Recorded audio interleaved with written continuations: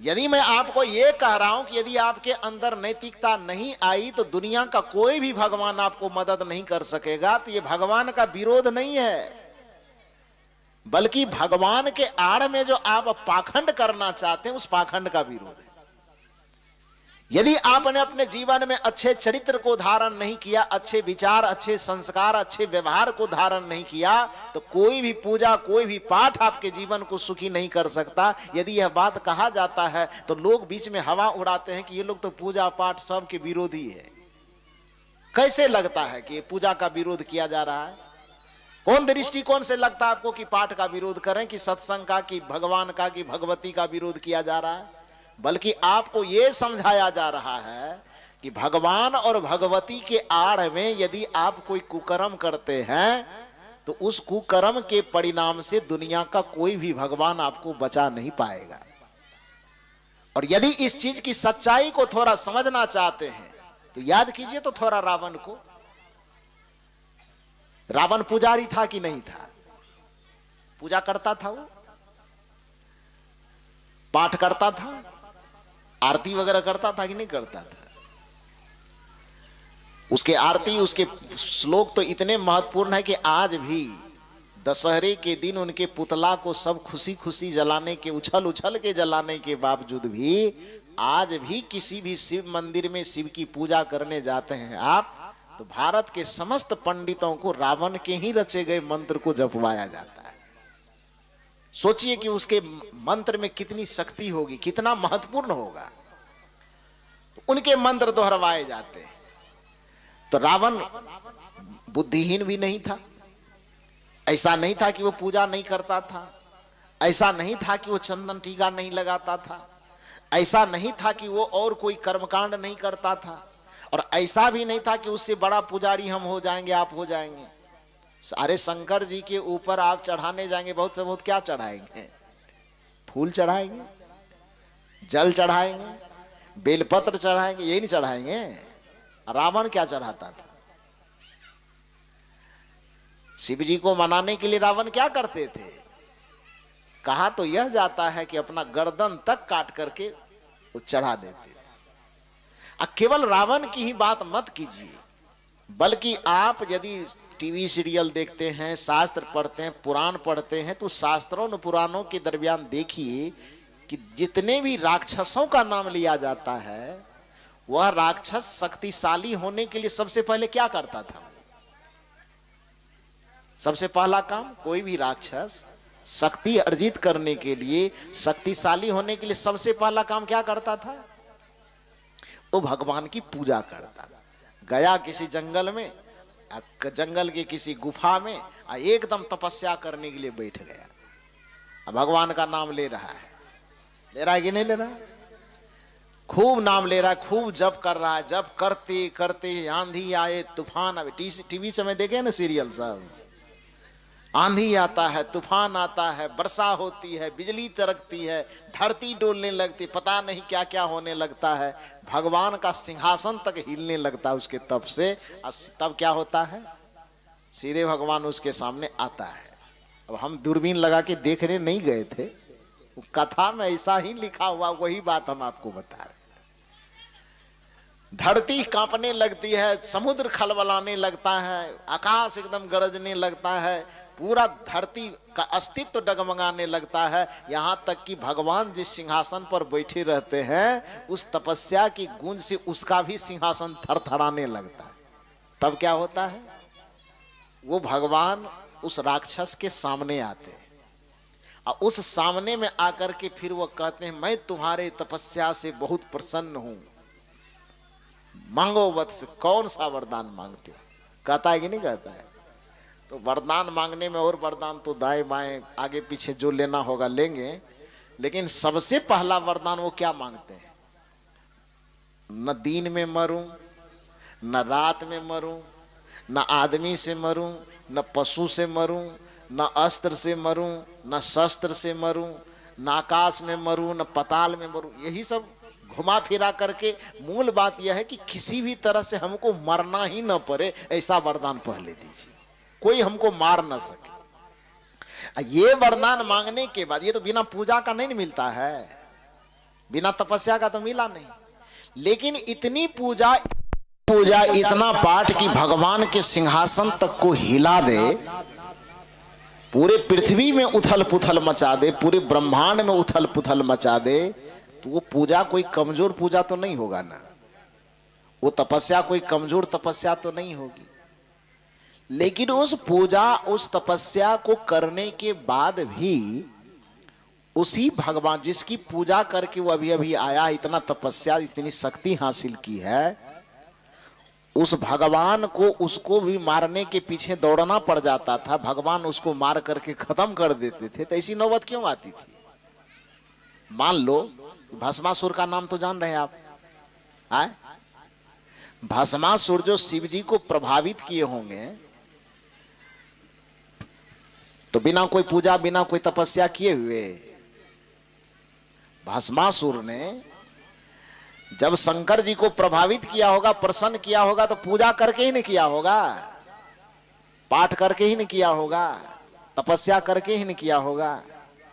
तो जिस पूजा पाठ और तपस्या करने के बाद शंकर जी को अपने वश में करके शंकर जी से वरदान प्राप्त कर लिए, आखिर उसी शंकर जी को उसी पुजारी का फिर वध करवाने की जरूरत क्यों पड़ी?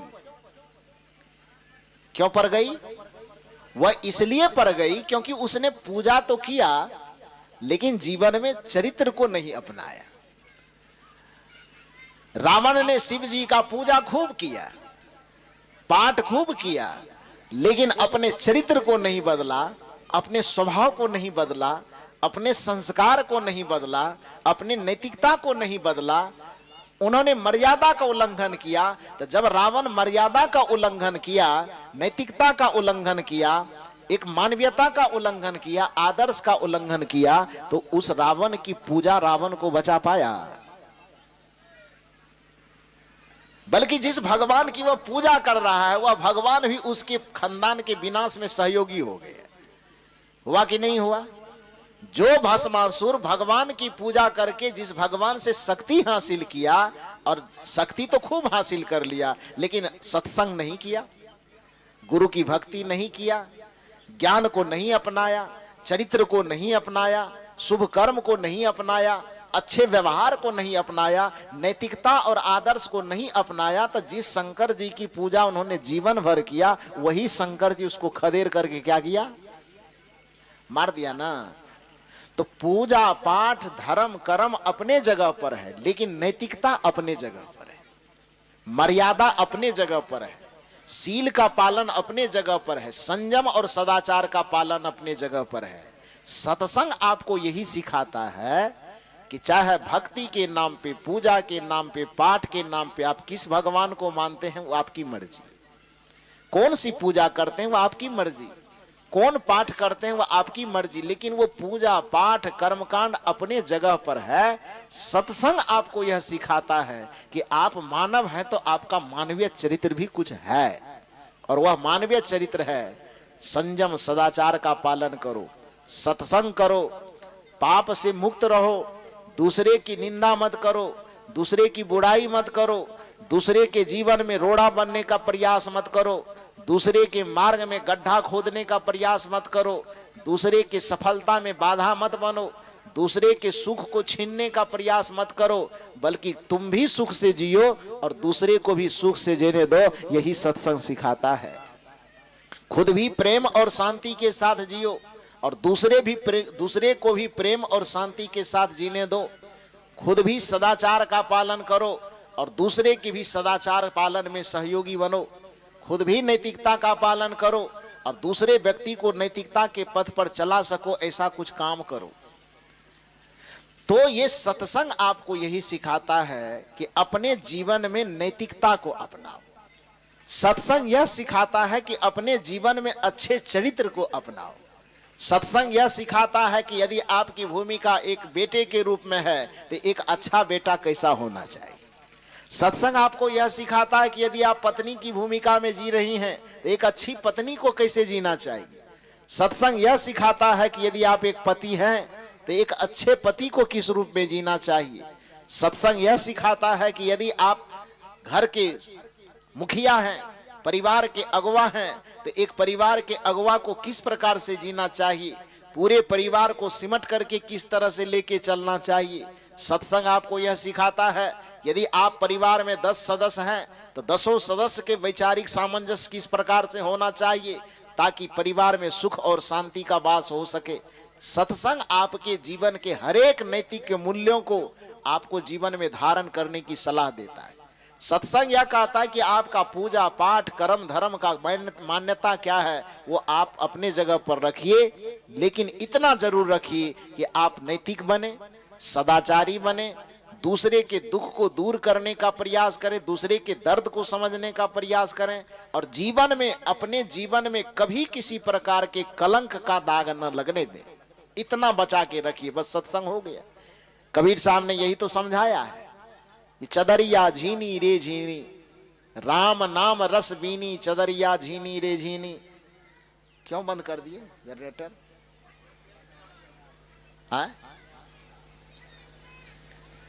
बोलिए सदगुरुदेव की। तो मैं कह रहा था कि अष्ट कमल का चरखा बनाया, 5 तत्व की पूनी, 9-10 मास बुनन को लागे, मूरख मैली कीनी, चदरिया झीनी रे झीनी। जब मोरी चादर बन घर आए, रंग रेज को दीनी। ऐसा रंग रंगा रंग रेज ने लालों लाल कर दीनी। जैसे ही यह जीवन रूपी चादर बन करके आई, समझदार लोग इस जीवन रूपी चादर को रंगरेज के हवाले कर देता है। रंगरेज कौन है? रंगरेज का नाम गुरु है। गुरु को ही दूसरी भाषा में रंगरेज कहा जाता है। ना समझ लोग यह जीवन जैसे ही उसके हाथ लगता है और जीवन की समझ जैसे थोड़ी बहुत आती है तो ना समझ लोग इसे विषय के हवाले कर देते हैं, वासना के हवाले कर देते हैं, प्रपंच के हवाले कर देते हैं। लेकिन जो समझदार लोग होते हैं वो अपने जीवन रूपी चादर को गुरु के हवाले कर देते हैं, संत के हवाले कर देते हैं। इसलिए कबीर साहब कहते हैं, जब मोरी चादर बन घर आयो, रंगरेज को दीनी। रंगरेज माने सदगुरु, संत उसके हवाले कर देते हैं। और जब सदगुरु संत के हवाले जिसने अपने जीवन की बागडोर थमा दी, तो ऐसा रंग रंगा रंगरेज ने लालों लाल कर दी, उसके पूरे जीवन को निहाल कर देता है, पूरे जीवन को धन्यता से भर देता है। अब जो नहीं किया फिर उसका जीवन बेहाल हो जाता है, फिर उसका जीवन दुख और संताप से भर जाता है। तो इसलिए अब अंत में कबीर साहब कहते हैं, कबीर साहब का कथन है, अंतिम वचन इस पद का कि ध्रुव प्रहलाद सुदामा ने ओढ़ी, सुखदेव ने निर्मल कीनी। ध्यान दीजिए शब्द पर, प्रवचन अब मैं संपन्न करूंगा, इस आखिरी शब्द पर ध्यान दीजिए। कबीर साहब कहते हैं, प्रत्येक सत्संगी का अथवा प्रत्येक मनुष्य का जीवन में जो नैतिक दायित्व है, जो मानव होने का फर्ज है, वो फर्ज यह कहता है कि ध्रुव प्रहलाद सुदामा ने ओढ़ी, सुखदेव ने निर्मल कीन्ही, साहब कबीर ने ऐसी ओढ़ी, ज्यों की त्यों धर दीनी, चदरिया झीनी रे झीनी। जैसे कबीर साहब कहते हैं कि हम इस संसार में आए और पूरे जीवन को इस प्रकार से निर्मल बना करके जिया, इस प्रकार से मानवीय चरित्रों में ढाल करके जिया, इस प्रकार से आदर्श और मर्यादा के साथ जिया कि जैसा निर्मल जीवन लाए थे वैसा ही कोड़े कागज जैसा निर्मल जीवन लौटा दिया। आप भी भक्ति और धर्म के नाम पर जाने अनजाने क्या करते हैं अपनी समझ से करिए। जब तक आप सदगुरु के शरण में नहीं आते हैं तब तक तो अपने समझ से ही कीजिएगा ना। लेकिन अपने समझ से भी यदि कुछ करते हैं आप, तो वो करते हुए भी फिर भी इतना ध्यान रखिए कि आपका मानवीय चरित्र यह कहता है, आपके मानव जीवन का आदर्श यह कहता है कि आप कुछ ऐसा कर्म न कीजिए जिससे आपके जीवन पर पाप का धब्बा पड़े, आपके जीवन रूपी चादर पर दाग लगे। इतना तो कीजिए, इसी का नाम तो सत्संग है। चदरिया झीनी रे झीनी, इस चादर में विषय का रस मत लगने दीजिए, इसमें राम का रस लगने दीजिए ना। इसमें विषय और प्रपंच का रस नहीं लगने दीजिए, इस चादर में भक्ति का रस लगने दीजिए ना, ज्ञान का रस लगने दीजिए ना, वैराग्य का रस लगने दीजिए ना। जीवन से आनंद का प्रस्फुटन हो जाएगा, जीवन से आनंद की झरना फूट जाएगी। तो इसलिए हम लोग कहते हैं कि एक मानव का सबसे बड़ा कर्तव्य है कि उसके जीवन में पाप का, बुराई का दाग न लगे। इसीलिए निवेदन है, जिंदगी में भूल कर ना पाप कर, हर घड़ी परमात्मा का जाप कर, जिंदगी में भूल कर ना पाप कर। कुछ लोगों के मन में सवाल हो सकता है कि ठीक है, आप जब समझा रहे हैं तो अब से नहीं करेंगे, लेकिन आपके समझाने से पहले जो हो चुका तब क्या होगा? इस मंच का आश्वासन है, भूल से हो जाए कोई पाप तो, यदि भूल से हो गया, अनजाने में, नादानी, नासमझी में हो गया, तो उसका उपाय है। उपाय क्या है? कि संत सदगुरु के शरणागत होकर के सबसे पहले तो आप यह दृढ़ संकल्प लीजिए कि अब ऐसा नहीं करेंगे। जो पूर्व में हो चुका उसके प्रति मन में थोड़ी ग्लानि का भाव, पश्चाताप का भाव लाइए कि अनजाने में हो गया, हे गुरुदेव अब ऐसा नहीं करूंगा, करूंगी।